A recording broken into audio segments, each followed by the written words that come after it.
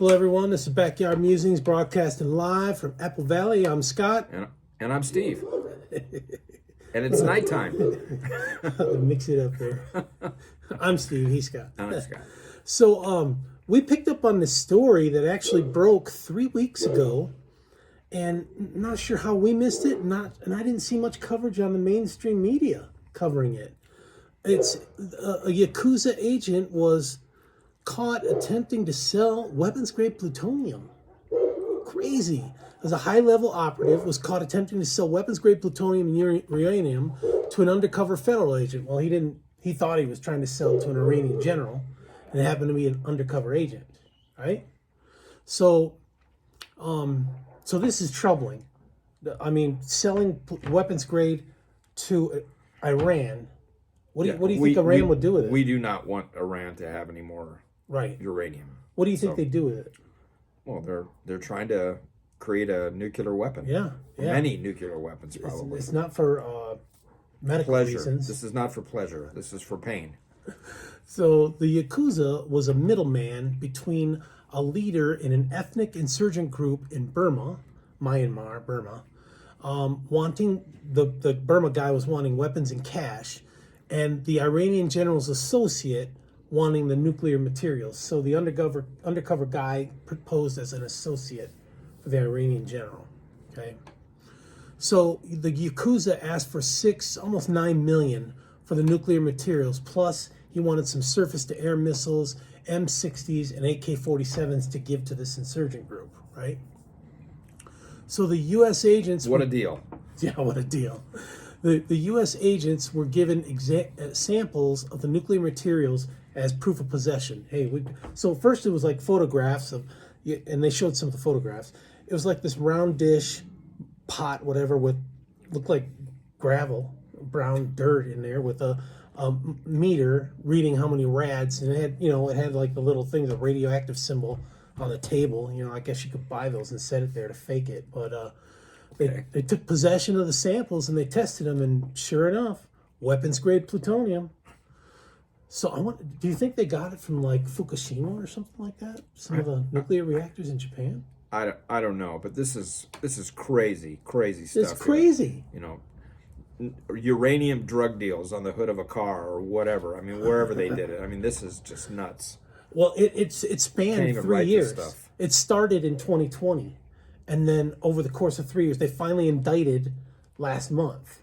That's when the news broke, what was I going to say? The nuclear materials were tested to be legit. It was the real stuff. And this is going down in Manhattan District Court, federal court.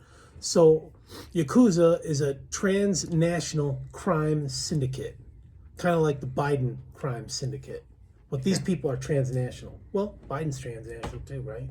Yeah. Ukraine, Russia. Romania, yeah.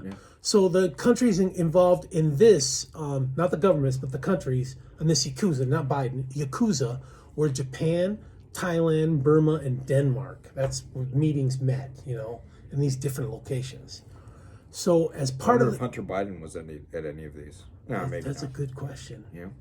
I mean, if there's money to be got, why not? Yeah, I want to go back to how do you test nuclear material to find out if it's legitimate? Oh, they probably put it under a radioscope and they're looking at it and they're measuring. I mean, how many atoms it has and so where do you get the stuff to do that? I mean, it's a lab. You take it to a lab and you get it tested. Wherever okay. like this, like in Idaho, my father-in-law, he worked at a nuclear facility that took the waste and stored the waste. So they've got all labs, all kinds of ways to test. Interesting. Yeah.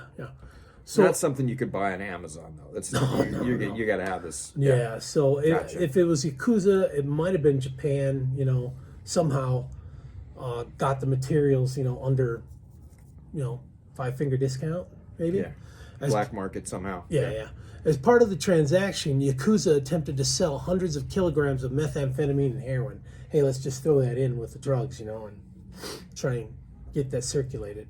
So our stuff is premium stuff. We want you to try it. Right? Enter Hunter Biden. So this reminded me of a movie.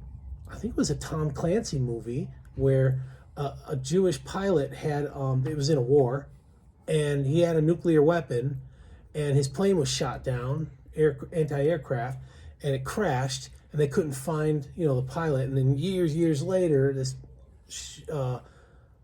goat herder, whatever, camel herder, finds the bomb, right? And he takes it and sells it for like $50. And of course, him and his son die from radiation poisoning. And then some dude gets the fissile material and makes a bomb, puts it in a vending machine, has it shipped to Baltimore to like a Ravens game where the president's going to be. Oh, remember that? And then he gets evacuated out, and boom. I have seen this movie. Yeah. That's what it reminded me of. I mean, you could put a dirty bomb in anything. A car, a suitcase. The only thing is, how do you get it across? It's clever putting it in a vending machine. It's really clever. So, nuclear weapon, right? Give it to a country that needs nuclear stuff to make the weapon. Maybe they've got trajectory that they've been studying their rockets, shooting them, and they got the trajectory down. Now they just need the actual war tip. And who is that? Well, Iran, North Korea. I mean, India, countries in the Middle East. Does India have nuclear? I think they do. Pakistan India does. Yeah. Yeah, I think India does. Yeah. Okay. All right. So there's mutual. Yeah, they got a kind assured of destruction between even the Pakistan India thing. Yeah. But these implications are crazy. What if it came across the border down south, across the river? What if you bum rushed 10,000 illegals across one area, and then 5 miles down the road, you got your little dinghy boat, and you got this fissile material across, and boom, it goes for Albuquerque, and then it goes over to Denver, and then Kansas City, and now we got a bomb. Or they're flying these people in now, right? They're flying them in. Yeah, so but it's put them in cargo. Yeah, it's gonna be tough to get it through, security. Okay, whatever. I don't know. You know what I'm saying? I don't know. I mean, this is, like I said earlier, this is just crazy stuff here. This could go off in your backyard. I mean, this we're not making this up. The story, I caught it on Washington Post. Actually, my nephew told me, "Hey, Uncle Steve, did you hear about Yakuza and what? Yakuza and plutonium? What?" So not Yakima, Yakuza. When I was texting to Scott, I said, you need to Google Yakuza right now, plutonium, and it said Yakima. Yakima uranium, yeah. And there are actually some stories in there about that. From Washington. I didn't check, after I said it, because I was so excited, wow, we need to hit this story. All good. Anyway, so this could end up in Hoboken, New Jersey. It could end up anywhere if something comes across the border, They're not... Like I said, bum rush over here, 10 miles over there, get it across. When the agents are tied up, not at Eagle Pass, because that's locked down by the way, did you hear the Supreme Court said Texas can arrest illegals and send back. And then Mexico is pushing back and saying, no, we don't want you deportees. Don't send them here. Oh, well, big deal. They came through your country. Yeah, well, I just give them a boat ride back across the river and then guns out. Don't come back. Yeah.